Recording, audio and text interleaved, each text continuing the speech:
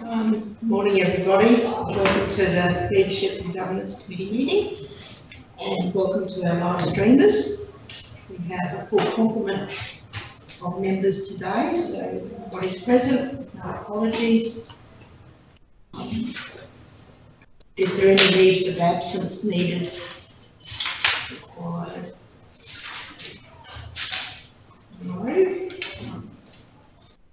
So we go to confirmation of the minutes of the previous meeting held on the 14th of May.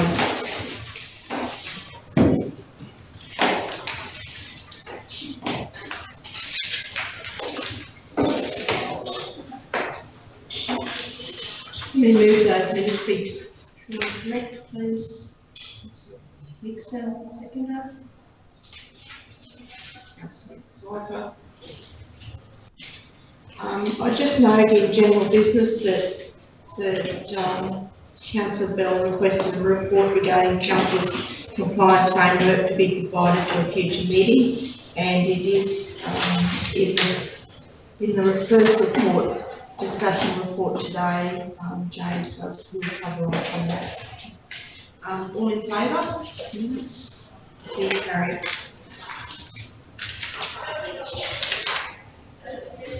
So business, any business arising out of those minutes?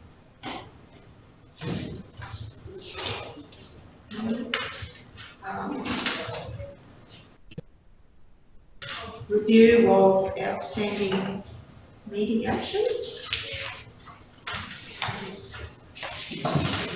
In the meeting actions, there's the second one there is the revise and update the current drought policy, and it has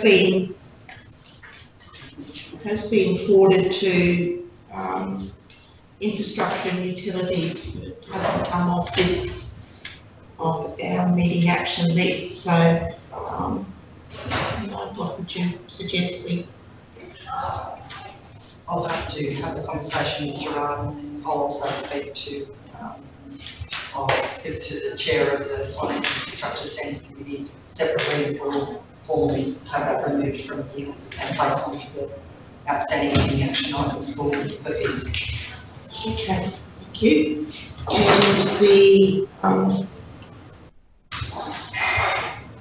in progress, the first one, the opportunities.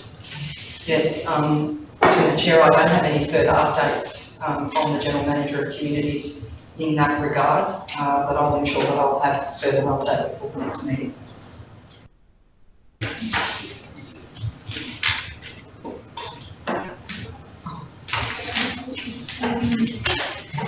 Nothing further on those. So the upcoming agenda items, which is our report to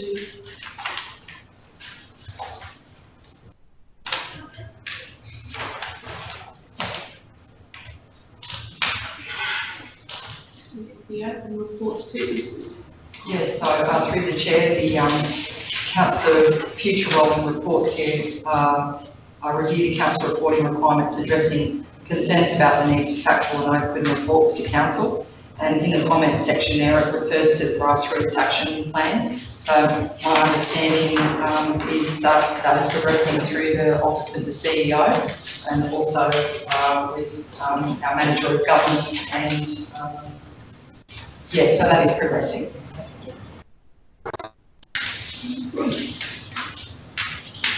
Is there any material personal interest, conflict of interest, or personal gifts and benefits?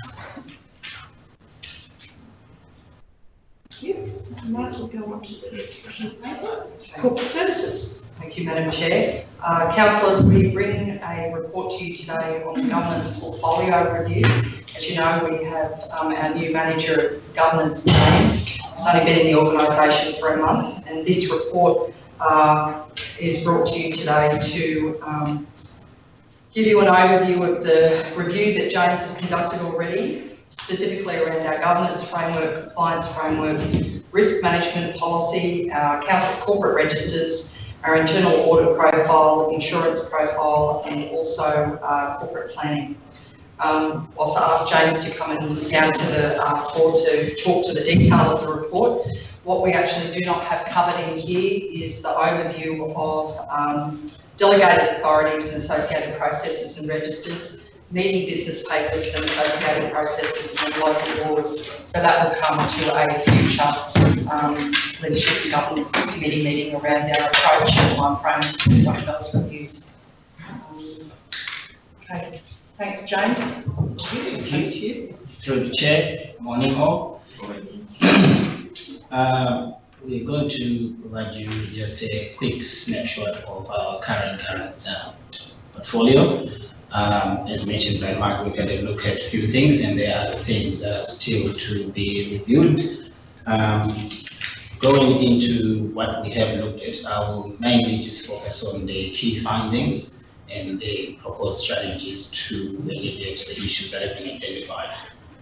So firstly, we looked at the governance framework. We found out that there has been some work that has been done previously to develop that document. There is a draft already in place, so we are proposing we just continue with the work that has been done and hopefully be able to bring that document to a future council meeting to be endorsed, obviously with consultation with the council members as well. Once that has been adopted, we propose to then go on and implement it and raise some awareness through the staff in terms of the structure of the organization in that document. Moving on to the compliance framework, we did a review of our compliance requirements under the Local Government Act. We do understand there are other requirements with other relevant acts, but we specifically decided to start with the Local Government Act. We looked at through all the documents and all the legislative requirements. We managed to validate most of the requirements, especially with the planning and the financial management requirements. There were a few things that we did pick, which were in regards to some policies not being up to date or not being reviewed in time, some website publication requirements, some documents that were supposed to be on the website but were not there. So we did fix those that we could whilst we're going through the exercise, and then also some legislative registers that we're supposed to have that we found that we're lacking. So in regards to this aspect, we are actually proposing to go ahead and implement the the LGAQ compliance tool. So this tool is already recognized within our current policy. That's what we decided to use. However, we do understand that the first development of the tool was not very user-friendly, but they've since reviewed that, and we've had a demonstration of the new tool and how it works. So we intend in the coming months to go through that process and configure and implement the tool for usage for council officers. James, just on your keeping registers and records, with the change to through Toto, won't all the registers and all records be online eventually? Yes, that's my understanding. But those registers are mainly focused around communities, so registers. Yeah, so it's for this specific matter, like in terms of the governance requirements. I don't necessarily think that we would fit in under the broader registers module of TechOne. I think this is an entirely separate things. We've also had a look at our risk management framework, and we have discovered that it's overdue for an independent review. So we're recommending to proceed with a risk maturity review assessment, and our internal auditors are going to undertake that activity for us. We're hoping to achieve that once that has been done, it will give us a roadmap, at least for the next 3 or 4 years, in terms of risk management and the activities that we need to perform. And also by being able to undertake that activity, we will also be able to then go on and finalize the operational risk registers work that was initiated before. Moving on to the policy review. So within this space, we did find some inconsistencies. We managed to find that there were policies that were overdue. We picked about 14 of them that were overdue, and there is about 11 that we found out that will be probably overdue by the end of this year as well. The key with the policies, we found out that we've got the policies in place on how what we need to do. We've got the structures set up, but somehow we haven't gone to the next level to actually develop the how to process for the actual officers so that it can be done consistently. So we're just not doing the process consistently. So what we're proposing to do is moving forward to actually develop a policy development and review guideline that can be used by the officers, and then actually develop some tools that can be used for the process as well. And then ultimately to actually have some policy writing training workshops with the officers, so then they all understand in terms of the language, the style guide, and how to actually write the policies before they're presented to council. Sorry, James, just through the chair. One of the most important gaps that we've identified is that we don't actually have a consistent way in which we review the effectiveness of our policies. So that's what James is also going to be implementing for council. So what we've traditionally done is we'll have a policy and we come to the review time and we essentially do a desktop review of it. We don't assess the effectiveness of it, look at maybe current issues with the policy, maybe some gaps and some opportunities to ensure that it's effective moving forward.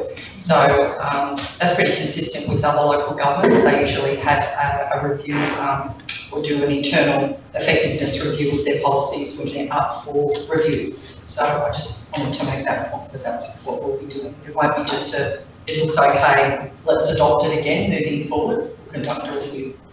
So thanks, Jane. Sure. We then also, besides the legislatively required register, we also went around and actually looked at our corporate organizational registers that we have in place. And these are all the sort of registers that help us to manage our day-to-day activities such as legal claims, legal matters, investigations, conflict of interest and the like. So we managed to validate most of them. But what we did find, one that was missing was the conflict of interest.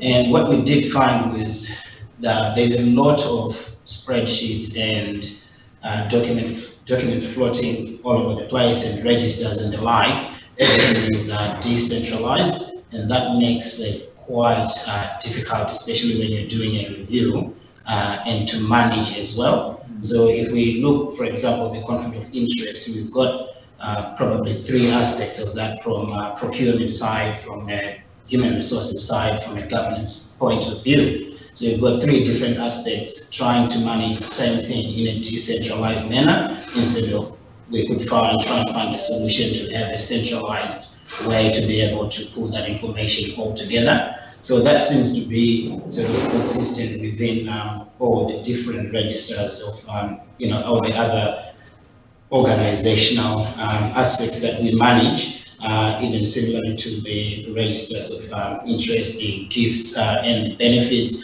As much as it's all being done, it's probably not the most effective way in terms of being actually able to monitor it going forward. So what we were proposing is to, we have been approached by an organization, Integrity Management, and they provide a software called Attain, and pretty much this software, what it does is used for compiling or consolidating all different organizational registers into one portal system that you can use. So for example, at the moment they have in their module, in the same module, they can provide gifts and travel and disclosure modules, register of interest, delegations management, record or use of delegations, and related party disclosures. So as an example, just looking at those 5 aspects, being able to manage that in one system will effectively make so much easier in terms of from a governance point of view. We then moved on with our review to look at the internal audit profile. So with that, we're coming to an end with our current internal auditors. So we will be rolling out to seek expressions of interest to appoint an auditor for the next 3 years. And as a result of that, we'll be developing a new internal audit plan as well for the period of 2019 to 2022. The second last aspect we looked at was the insurance profile. So currently at the moment, we are still going through the review with the aiming of the 30th of June, where we need to provide the final review of our annual insurance back to council. So that work is still underway. We're working closely with our assets management guys to look at all our assets and reviewing what's on that schedule in conjunction with LGM assets. Once that has been completed, the report will be brought back to council before the end of June. Corporate planning. I won't get much into this aspect because I know you've been working already. There's work that's being done and documents have been provided already, and they're sort of close to being finished. But once that has been adopted and in place, we will be looking at a plan as well and how we're going to progress with that portfolio moving forward, and what other elements of corporate planning do we need to look at and also develop and implement within the organization. And with that, that comes to the end. Happy to take any questions. James, further on there's a lot of the requirements like government goals, etc. But the actual review dates for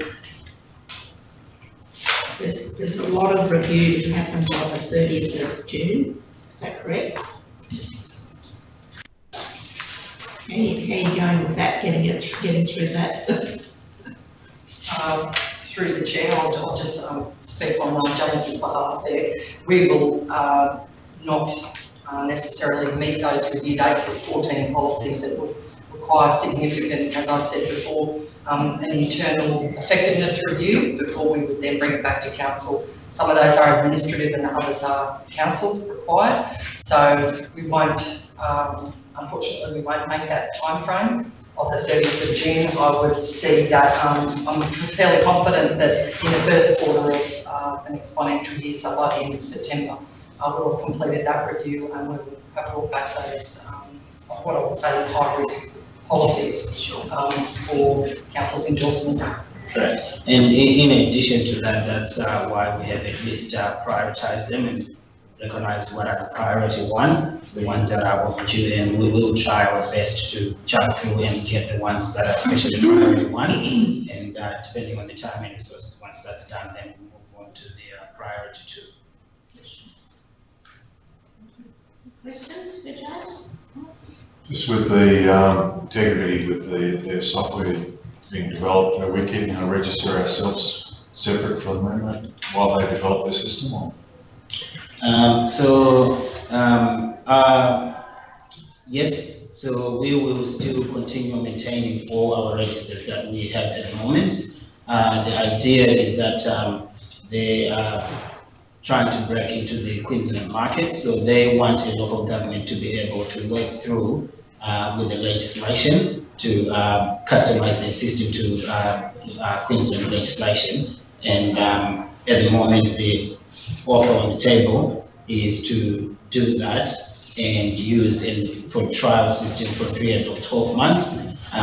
If we decide we don't want to continue or we don't need to use the system, we keep all our data. We still have all the records. We can extract all the information that we've put in the system, and we just have to find a different way to manage it if we take it out of the system. We need a motion to move forward with that, or? Through the chair, we're just in the consideration stage with that now. Councillor Brennan will actually come back once we've got a little bit more of a handle on what it is that what that means for us as an organisation.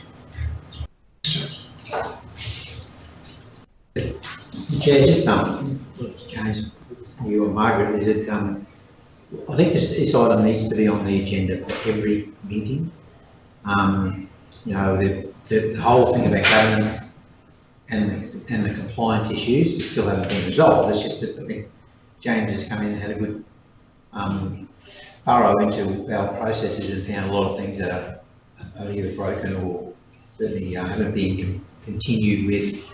And I thank you for that, James, and thank you for the good report. This is an item that needs to stay on our agenda and to continue to have us to make sure we can interrogate it and to follow through with this. So rather than worry about what a computer program is, what you're using, I think it's more advantageous for us as a committee to have this as a standing agenda item.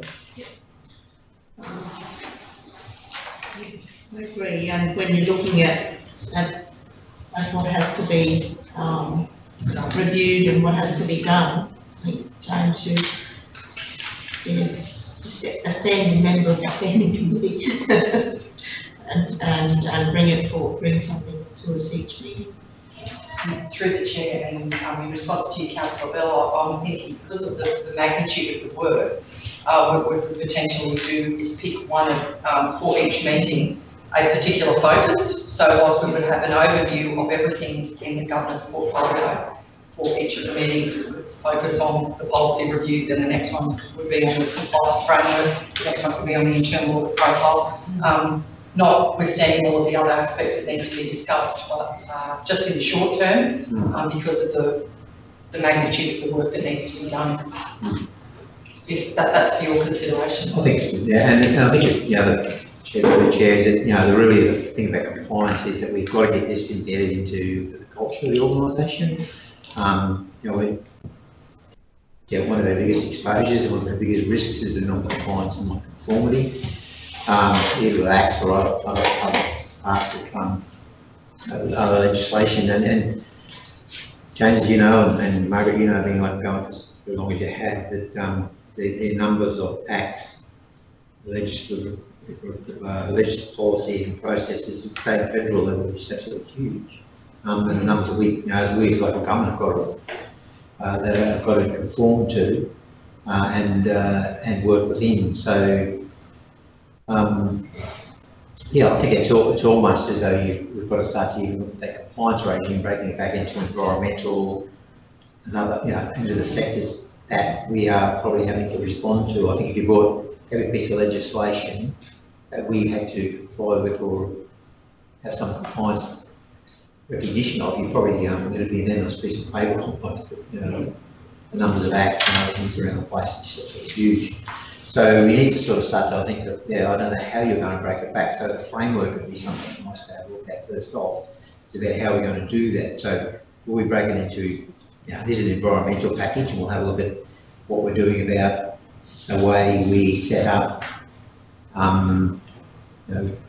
roadside or creekside, riverside water extraction. How are we complying with every bit of legislation about containment of diesel from pumps, are we, the way that all that, all of those policies, if you ever sort of loose sleep, it's about those sorts of things, and are we complying with those? Because the regime that we're working under there has a very, very, very high cost non-compliance.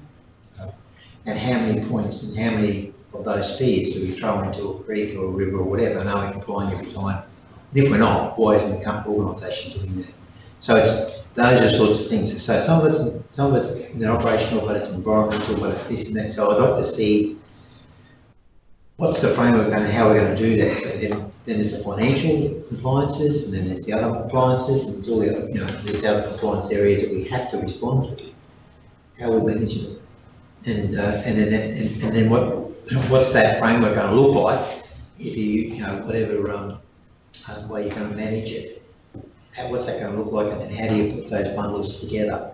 And that's the way we should be looking and responding to the way you're doing that. So have the framework first, and that's what I think should come back to us. Okay, so and just to comment on that, that is very accurate, and the plan with that will be really to change the focus of our compliance framework and actually make it more a risk approach in terms of our actual compliance framework.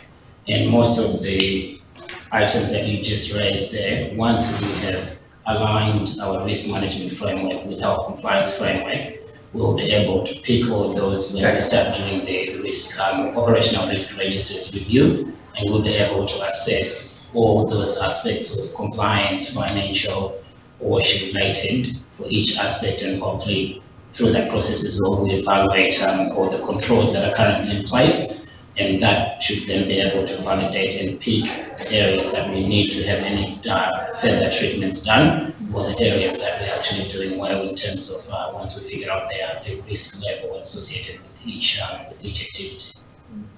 And I think that, in this organisation, that this committee, we can throw those to other committees then to have a look at, whether it's communities, whether it's infrastructure, whatever. These are the areas that we need, we've identified, we need now to start to take those into the one which you operate. And that gives you a whole 360 approach now, I think, and that should be led and come from this committee, sure. So no, that's good work. If I could, Chair, there's one other area in that, and it's Toto, you mentioned it before. But it's an area that I've, I suppose, had some major concerns about, and it was particularly a huge overrun, a significant amount of dollars overrun. You talked about having a new internal audit arrangement, will go out for tender. And it's one of those areas I think that we as a committee could recommend to the internal audit committee, or our audit committee, is to have a look at why. What were the factors? Was it that we weren't providing those people with a proper budget, and a timely budget process, so that they didn't know their overrun? Why did it overrun as significantly as it did? Why did it go, financially as pear-shaped as it did? And why weren't some triggers, I suppose, identified earlier? And certainly council found out about it, and then it was just far too late.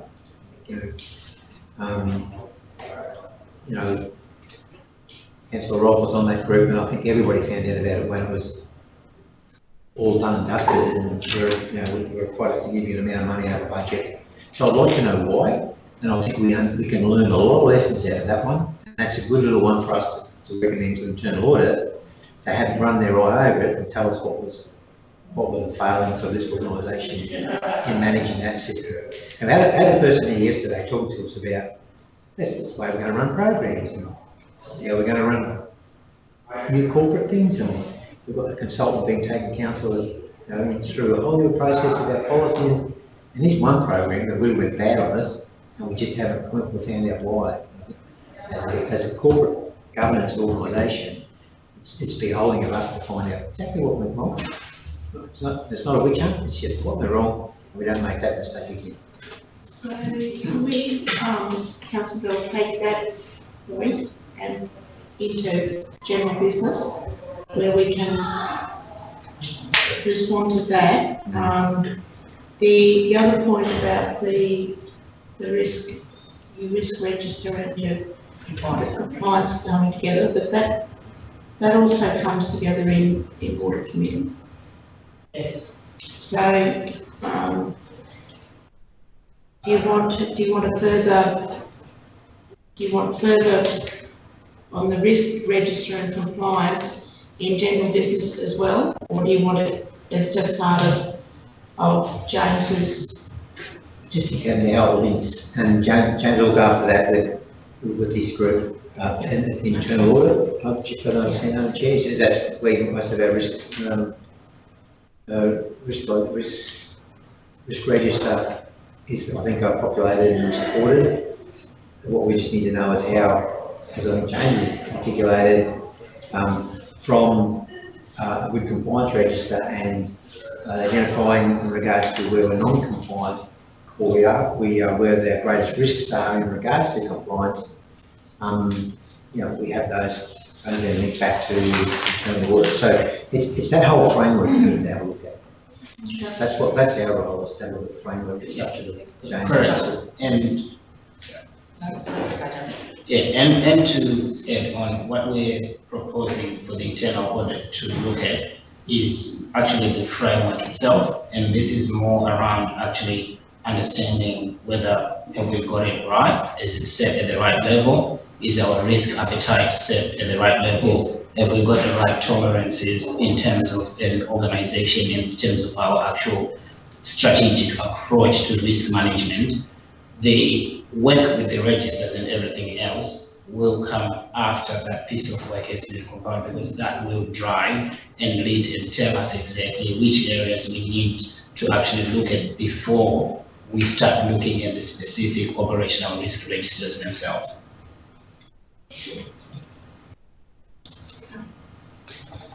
So,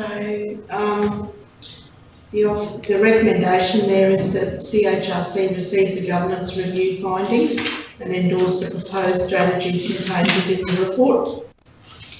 I submit move that. Councillor Brimacombe, second Councillor Nixon. All in favour? Thank you. Thank you, James. Thank you. So that our next report is our bi-monthly workforce dispatch report.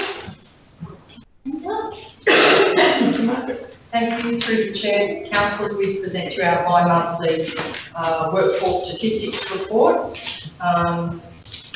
It's pleasing to say that the HR team have implemented a range of new strategies to recruit to our vacancies. It's further enhanced by the addition of 2 new temporary full-time recruitment officers, and our aim is to reduce the turnaround time of recruitment services throughout the organisation, and also have had a renewed focus on attraction and retention with 89 new employees this financial year, and have progressed the draft attraction and retention strategy, reward and recognition framework, and a refresh of marketing ourselves as an employer of choice on our website. So these approaches are also key actions that underpin both our draft people plan and human resources strategy that will come to this standing committee in the first quarter of the next financial year.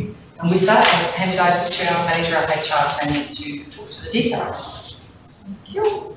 Okay, so as Mark said, we've got 2 new recruitment officers working for us. We've just done the show circuit where we promoted a lot about recruitment and working for council. We've updated our website. There's been a lot of work done in that area.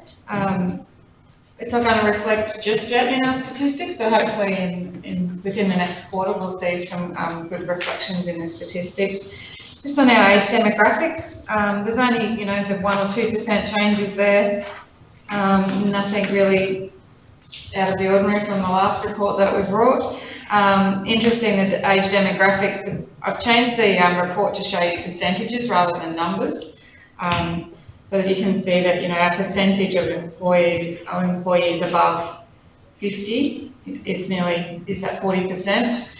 So that's where we're really focusing on our succession planning frameworks and our transition to retirement. So that data hasn't changed in probably over a year. It's still around about the same percentages for those employees. So we are retaining our employees in certain areas, but we've got to, I guess, promote more to that younger workforce, which we're working on through changes to our website and promoting our jobs through Facebook and places like that where we might get a little bit more exposure. Can I just say to you, continue to the show thing I went to, I only went to a show, but when I walked through there, I ran into our team there at the, and I thought it was a great expose of the range of work opportunities that are available here in Western Government. So congratulations to the staff. I mean, I don't know what the take-up was, but there was people stopping and taking little pamphlets there all the time. So I just felt it was really, really a good place to start. You know, I know there's lots of places you can engage with schools and that, and other things, but you know, yeah, it was well done. So just pass on, I think, to start. It was like good little, good little stand and very informative. I think it hit all the nails in the right places. Yeah, it was good. We had probably a greater uptake at the Emerald Show than we did at Capella and Springsure. Springsure were competing against yeah, it was quite cold. And we had Roasted Coal right next to us. So they had a big group of people visiting their stands, and but it was really interesting. I was only at the Emerald stand on Wednesday, and just the people that were coming past with the rangers next to us, it was a lot, because we were all together. I think it was a better exposure for us as well. So we'll see how we go next year to try and get the rangers and us and whatever else we might have at the show next year closer together as a bit more about exposure for council. It was good. I had no one at Springsure come talk to me about recruitment. Alison was a draw card, I guess, when she was on the stand. They were asking about the local people, so that was good. In Emerald, there was a lot more people coming, stopping by and asking questions, so that was good. I think it could have been where we were situated as well. It was a good spot. It was a good spot. Yeah. A bit cold, so the wind came through as well. Yeah. Good there, I'm sure, you know. No, it's good. Thank you. Well done. Okay, so if we just move down, just the highlights, I guess, the gender breakdown. So with these statistics, I've also done a comparison this time because we've had the 12 months worth of reporting. So from June last year to June this year, we've actually had a decrease in the male workforce inside the office, and an increase in females by 3%. Interesting. Our external workforce has remained very steady at exactly the same percentages, male versus female. Employment types, we're down slightly in our apprentices, and that's only because we've had 2 apprentices actually complete, which is great. And one of them has left the organisation, the other one has stayed on in our workshops, so that's great. So we will go out again to do our recruitment for further apprentices at the end of the year. Just on the gender breakdown, again, Tanya, just my observations on that was, it was interesting whether or not there is a reason or are barriers for women being a part of their outside workforce arrangements, whether it be, you know, hygiene, personal hygiene, or what, and other things. I don't know what it might be, but I would say that that's not the same for other organisations. Certainly not for mining. I don't know about other organisations, but those percentages aren't staying the same. You know, women are going into those places, driving trucks, doing things now more and more, because those places are making sure that the workplace is gender friendly. So I think it's something worth having a look at and maybe getting back to us on about what we're doing to do that, because if we don't, we will get left behind. You know, the future is not just about men. It's and as we get a smaller and smaller workforce in population sense, it's going to be a greater requirement that, you know, there will be a 50-50 inside outside culture, and we're going to have to make sure we're well placed for that, and it's happening quickly. Yeah. I don't know what it is, but that just stays the same, and to see what's happening on the internal stuff. I think a lot of that can do with culture too, though, within your Too. position. So we can have a look at the culture and probably. I think, yeah, I mean, I'm not saying it is because of culture, but I know for a fact that culture has a big impact on where women work in an organisation. Just a question, do you think it's with inside staff, there's flexibility of allowing people to have time off to go with school times, whereas outside they can't, that flexibility isn't there? It's their choice. It's flexible work arrangements, isn't it? Yeah. Probably the outside workforce there is a little less flexibility, just with road crews, etc., if they're out on job sites, etc. But it's definitely something that we've promoted for them to have a look at within their whole crew, because the crew has to obviously do the same shifts or rosters. Yeah, we have got some crews that have changed their work patterns from 9-day fortnights to 9 on 5 off, or things like that, that are on special projects, and that seems to be working well. But shortening hours might not fit. There's certain crews that may do like gardens type works, but possibly not in the road crews. Yes, through the chair, the certified agreement really has all of those principles that allow flexible working conditions for both internal and external staff. And whilst it is still in its first year of being ratified, it is something that we need to continue to look at to making sure that all those levers are being utilised by the organisation. So it definitely will be something that we will have a look at. And also raise it as an agenda item with our JCC. So because the majority of the JCC is represented by the external workforce. So it's pertinent to discuss it there.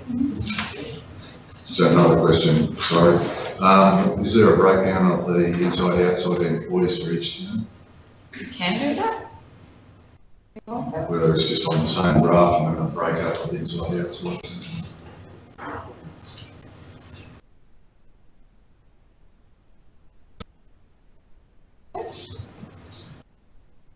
I'll just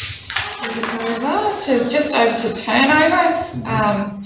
I think that's a really good statistic for us to show here. We've had a drop of 5% in our turnover from last year, so we're down to 17%, which is really good statistic considering we still do have retention issues across the organisation. So even when we just look at our recruitment statistics, we've got 89 year to date new starters, but we've had 87 resignations.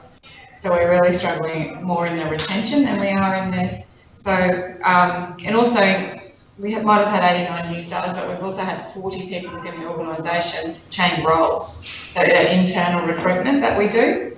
So, so there's people moving, but there's also, a lot of recruitment happening, but there's also a lot of retention issues. So we'll keep working on that retention. That attraction retention strategy is something that we're working on now. We've started that with the reward and recognition that we're trying to get out there a bit more widely with the organisation. We'll promote a little bit more again at Woo Day in August. We'll try and get those things that we've been doing out there. So we're working on that, but I think that's a good statistic for us to see a 5% drop at this stage. And the inside versus outside turnover, where inside turnover is actually higher than external turnover, so we're 4% higher inside, so that's interesting too. Could be based around a number of different things, but it's good that we're getting a little bit more stability with our external workforce.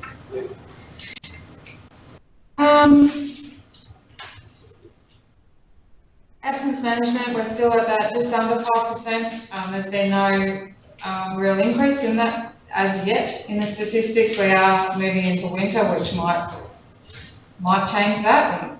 For this year, we're just under the 5% mark. So it's been the same for the last few years. So we're still got to work on what that looks like and why we're still up at that 5%. We are doing a bit of comparison over local government, just to get a comparison across the board to see if that's where we're sitting with both the absence management and also with our turnover rate at the moment. So I'll hopefully have that for the next report.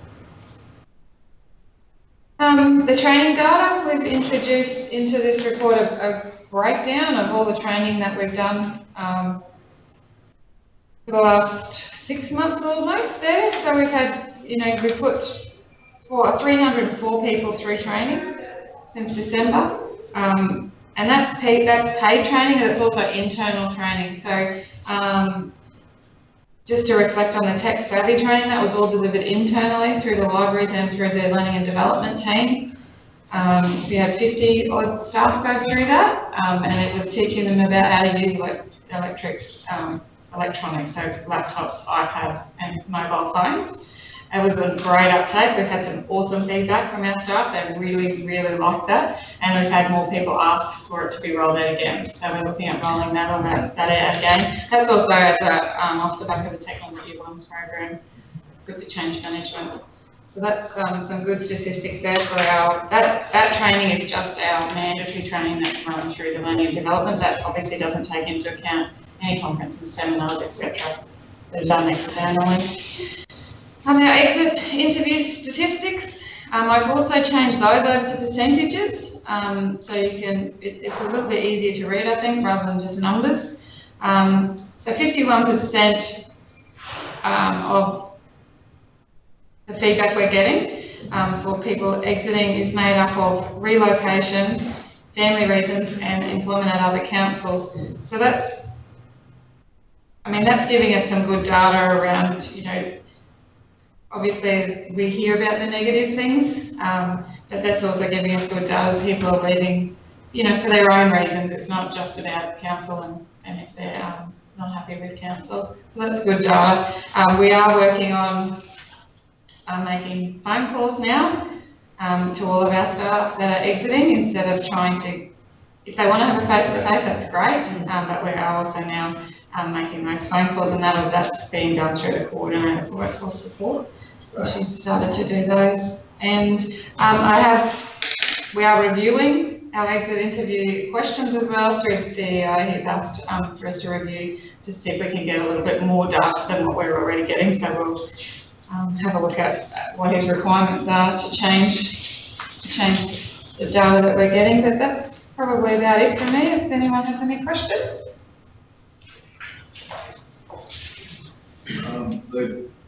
The turnover, why do you think it's dropped? Remembering this, at the present with the mining's increasing, but exactly. Previous years, that's where we've lost a lot of staff. I think just from feedback I'm getting that the change sessions that we've had with our staff right across council has made a big difference, because people are understanding how to interpret their fellow workers, their supervisors, what they mean when they say things. So that's been a good reflection for some people to have a look at what's going on across council, not just within their own areas. I think the staff surveys is allowing us to get a lot more data and for us to actually work on the things that people feel themselves that we need to work on. And I also think that communications have changed a lot in the last 12 months with the Vine, with Toolbox Talks,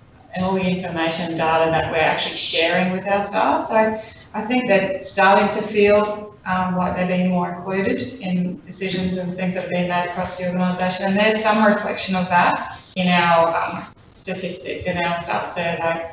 So our next survey is going to be rolled out in October. So we'll get some more data again on values and customer service and communications and those types of things. It's not a full survey, it's just a pulse survey. But that's helping us to understand exactly what it is that we need to work on.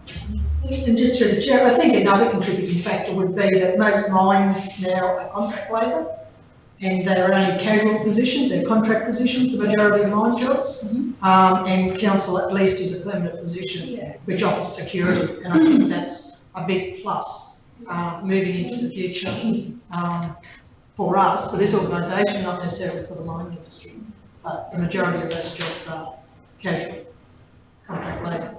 At this stage, yeah, that's right. So it'll be interesting to see how, if the mining industry has an impact on us in the next 12 months. Yeah.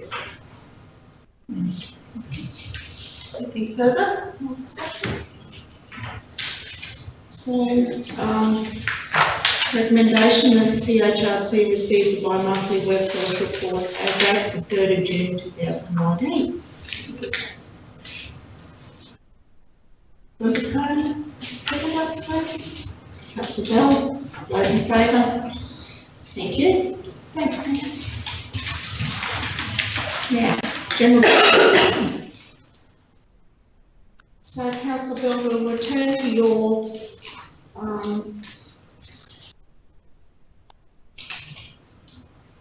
recommendation or resolution to Which one? Chair, just, there was two things I thought, we might be able to resolve. That was to have a standing item now, our compliance and governance framework agenda, as a standard item, to have a sitting reports at each meeting, until the committee decides otherwise.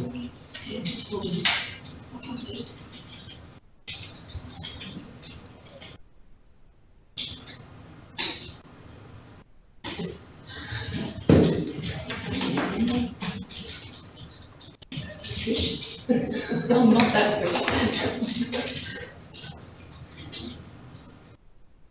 Until further notice. Yeah. Okay.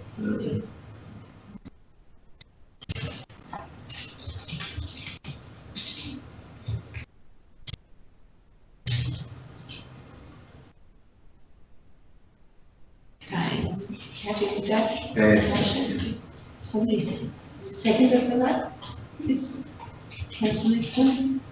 That we request that the governance framework status reporting be provided as a standing item to the Leadership and Governance Standing Committee meeting under further notice. All those in favour? Thank you. And the other Chair, one? that I'm really going in regards to, there is another tech one, and, to identify, I think, cost overruns, from that project that, we seek or recommend, maybe recommend to, Audit and Risk that, that an internal audit review be undertaken of that program, or that, the rollout of that program, and to try and get better to understand. So it's specific to, Yeah. so there needs to be,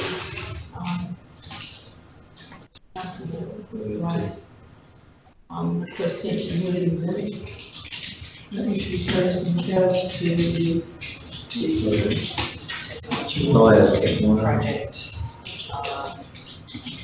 Oh, okay. Cost. And cost overrun.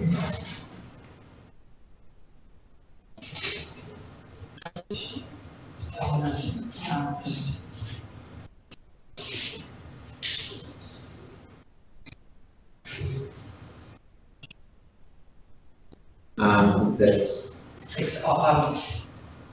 Actual expenditure exceeding the original budget, maybe that would be, that's quite specific, rather than call it cost issues, just the actual budget.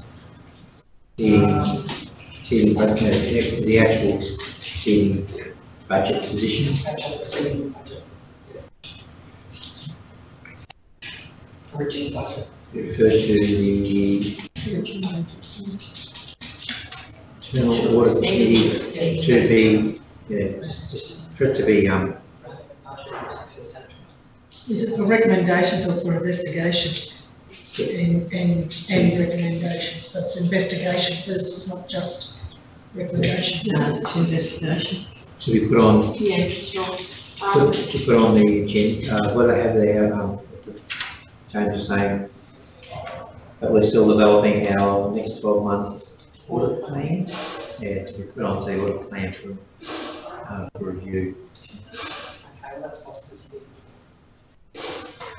So, And through the chair, Councillor Bell, my understanding, I know that within by the next meeting, a confidential report will be coming back to full council on the current status of the Toto project, and it will again canvass the lessons learned to date on why we are in the situation that we're in, and that won't be just around actual expenditure exceeding the original budget, but it will be around a broad range of components, and all of those actually will be covered off. Again, your segue into our presentation from Carol Burnigan yesterday on our Triple P framework moving forward. We're using the PMBOK 10 knowledge areas to talk about our lessons learned and what the approach that we're going to take moving forward to get things more under control. So that report will be coming to council, the next council, I'm fairly fairly soon, the next council meeting. So, So the, reads, Councillor Bell requested issues raised in regards to Technology One, to the Technology One project. In particular, actual expenditure exceeding original budget being referred to the audit committee for inclusion into the annual internal audit plan for review. Or just review, or just do a plan of it, finish Just the plan. audit plan, yeah, Take out review for just take out the full review. the So we have a second for that? It's in the plan. Councillor Syphon? All those in favour? Carried, thank you. Any further general business? No, makers? No. Right, that's the case, well, I shall close the meeting. Thank you very much. Thank you.